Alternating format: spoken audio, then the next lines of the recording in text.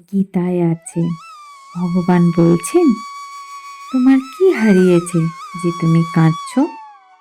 তুমি কি কিছু নিয়ে এসেছিলে যা তুমি হারিয়েছ? তুমি কি সৃষ্টি করেছো যা নষ্ট হয়ে গেছে? তুমি যা নিয়ে এসছো এখান থেকেই নিয়েছো, যা দিয়েছো এখানেই দিয়েছো। তোমার আজ যা আছে কাল তা অন্য কারোর ছিল, পরশু সেটা অন্য কারোর হয়ে যাবে। পরিবর্তনই সংসারের নিয়ম। অর্থাৎ ভগবানই সৃষ্টিকর্তা, তিনি করেন আবার তিনি বিনাশও করেন। আমরা যা পেয়েছি তাতেই খুশি হওয়া উচিত। সময় পরিবর্তনের সাথে সাথে নিজেকেও পরিবর্তন করতে হয়। সব সময় মনে রাখতে হবে, ভগবান যা দিচ্ছেন তা ভালোর জন্যে দিচ্ছেন।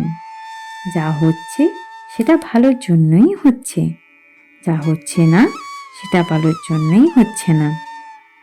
আমরা খালি এটা ভাববো, আমরা খালি হাতে এসেছি, খালি হাতেই চলে যাব।